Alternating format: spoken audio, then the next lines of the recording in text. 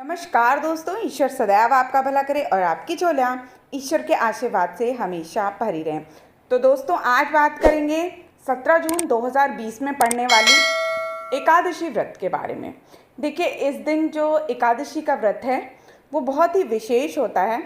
वैसे तो हर एकादशी अपने आप में विशेष होती है और यही वजह है कि हर एकादशी का अपना विशेष महात्मा भी है और अलग अलग व्रत कथाएँ भी इस व्रत की होती हैं।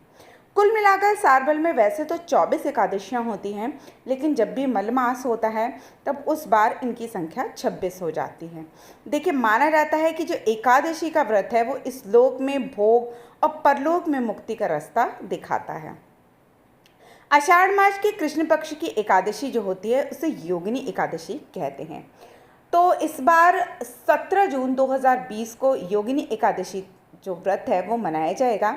इसके पारण का समय अर्थात व्रत के खोलने का जो समय है वो सुबह 5:28 से 8:14 तक का है। योगिनी एकादशी व्रत के उपवास की यदि बात की जाए तो दशमी तिथि की रात्रि से ही इसके लिए आपको तैयारी करनी होती है। खासकर जो भी व्रती व्यक्ति होता है उसको दशमी तिथि की रात्रि से ही तामसिक भोजन का त्याग कर देना चाहिए। किसी की निंदा चुगली से दूर रहना चाहिए, दुर्व्यसनों से दूर रहना चाहिए। खासकर इस दिन प्रातःकाल स्नान करके भगवान विष्णु की प्रतिमा को स्नान कराएं, धूप दीपक दिखाएं। इसके अलावा आप भगवान की योगिनी एकादशी की कथा को इस दिन अवश्य सुनें।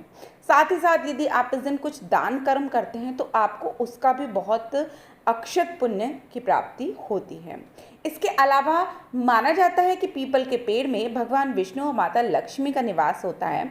तो इस दिन यदि आप पीपल के पेड़ की भी पूजा करते हैं और उन्हें जल अर्पित करते हैं तो भी आपके लिए बहुत ही ज़्यादा पुण्यदायक होता है। व्रती व्यक्ति को चाहिए कि पूरे दिन किसी की निंदा चुगली ना करें, भगवान विष्णु के विभिन्न नामों का स्मरण करें। विष्णु सहस्त्र नाम का जप भी इस दिन बहुत ज़्यादा श्रेयस्कर होता है। इसके अलावा आप ओम नमो भगवते वासुदेवाय इस मंत्र का जप कर सकते हैं, क्योंकि इस मंत्र को स्वयं नारद मुनि ने भक्त प्रहलाद को दिया था। तो अब बात करेंगे योगिनी एकादशी व्रत कथा के बारे में। देखिए, योगिनी एकादशी का व्रत काफ़ी प्रचलित है। पौराणिक ग्रंथों के अनुसार तीनों लोकों में इस एकादशी को बहुत ही महत्व दिया गया है। महाभारत काल की बात है कि एक बार धर्मराज युधिष्ठिर ने भगवान श्री कृष्ण से एकादशियों के व्रत का महात्म्य सुना और उन्होंने भगवान श्री कृष्ण से कहा कि हे भगवान, आषाढ़ मास के कृष्ण पक्ष की जो एकादशी है उसका क्या महत्व है, इस एकादशी का नाम क्या है। तो भगवान श्री कृष्ण ने कहा कि हे धर्मश्रेष्ठ, इस एकादशी का नाम योगिनी एकादशी है। समस्त जगत में जो भी इस एकादशी के दिन विधिवत उपवास रखता है, प्रभु की पूजा करता है, उसके सारे पाप नष्ट हो जाते हैं। वो अपने जीवन में तमाम सुख सुविधाओं भोग विलास का आनंद लेता है और अंतकाल में उसे मोक्ष की प्राप्ति होती है। योगिनी एकादशी का यह उपवास तीनों लोकों में बहुत प्रसिद्ध है। तब युधिष्ठिर ने कहा कि हे प्रभु, योगिनी एकादशी के महत्व को आपके मुख से सुनकर मेरी उत्सुकता और भी बढ़ गई है। कृपया आप इसके बारे में थोड़ा विस्तार से बताएं। तब भगवान श्री कृष्ण ने कहा कि हे धर्मश्रेष्ठ, मैं पुराणों में वर्णित एक कथा सुनाता हूँ, उसको तुम ध्यानपूर्वक सुनना। भगवान कहते हैं कि स्वर्गलोक के अलकापुरी नामक नगर में कुबेर नाम के राजा राज किया करते थे।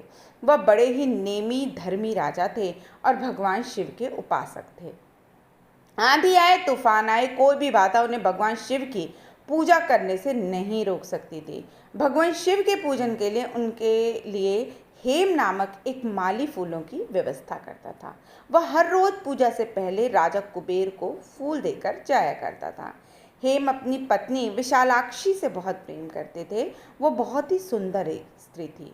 एक दिन हुआ यूं कि हेम पूजा के लिए पुष्प लेकर आया, लेकिन रास्ते में उसने सोचा कि अभी पूजा में तो थोड़ा समय है, क्यों न घर चला जाए। उसने आते आते अपने घर की राह पकड़ ली। घर आने के बाद अपनी पत्नी को देखकर वह कामासक्त हो गया और उसके साथ रमण करने लगा और पूजा का समय बीता जा रहा था। राजा कुबेर पुष्प के ना आने से व्याकुल हुए जा रहे थे। जब पूजा का समय बीत गया और हेम पुष्प लेकर नहीं पहुंचा तो राजा ने अपने सैनिकों को भेजकर उसका पता लगाने को कहा। सैनिकों ने लौटकर बता दिया कि महाराज, वह महापापी है और महाकामी है और अपनी पत्नी के साथ रमण करने में व्यस्त था। यह सुन के तो कुबेर का गुस्सा 7वें आसमान पे पहुंच गया। उन्होंने तुरंत हेम को पकड़ के लाने के लिए कहा। अब हेम कांपते हुए राजा कुबेर के सामने खड़ा था। कुबेर ने हेम को क्रोधित होते हुए कहा कि हे नीच, महापापी, तुमने कामवश होकर भगवान शिव का अनादर किया।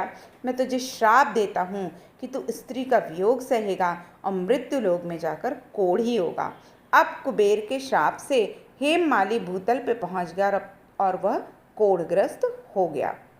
स्वर्गलोक में वास करते करते उसे दुखों की अनुभूति नहीं होती थी, लेकिन यहाँ पृथ्वी पर भूख प्यास के साथ साथ एक गंभीर बीमारी कोढ़ से उसका सामना हो रहा था। उसे उसके दुखों का कोई अंत नजर नहीं आ रहा था, लेकिन उसने भगवान शिव की पूजा भी कर रखी थी। उसके सत्कर्म ही कहिए कि वह एक दिन घूमते घूमते मार्कंडेय ऋषि के आश्रम में पहुंच गया। उनके आश्रम की शोभा देखते ही बनती थी। ब्रह्मा की सभा के समान ही मार्कंडेय जी की सभा का नज़ारा भी था। उनके चरणों में गिरकर उसने महर्षि से पूछा और अपनी व्यथा से उन्हें अवगत कराया। तब ऋषि मार्कंडेय ने कहा कि तुमने मुझसे सत्य बताया है, इसलिए मैं तुम्हें एक उपाय बताता हूँ कि आषाढ़ मास के कृष्ण पक्ष की योगिनी एकादशी होती है। इसका विधि पूर्वक व्रत यदि तुम करोगे तो तुम्हारे सब पाप नष्ट हो जाएंगे। अब माली ने ऋषि को साष्टांग प्रणाम किया और उसके बताए अनुसार ही योगिनी एकादशी का व्रत किया। इस प्रकार उसे अपने श्राप से छुटकारा मिला और वह फिर से वास्तविक रूप में अपनी स्त्री के साथ सुख से रहने लगा। भगवान श्री कृष्ण की कथा सुनकर युधिष्ठिर से कहने लगे कि हे राजन, 88,000 ब्राह्मणों को भोजन करने के पश्चात जितना पुण्य मिलता है, उसके समान पुण्य की प्राप्ति योगिनी एकादशी का विधि पूर्वक उपवास रखने से होती है और व्रती इस लोक में सुख भोग कर उस लोक में मोक्ष को प्राप्त कर सकता है। तो दोस्तों, आशा करती हूँ आपको हमारी आज की दी हुई जानकारी पसंद आई होगी। ऐसी रोचक जानकारियों के लिए कृपया आप हमारे चैनल को लाइक, सब्सक्राइब और शेयर अवश्य करें। तब तक के लिए दोस्तों, नमस्कार।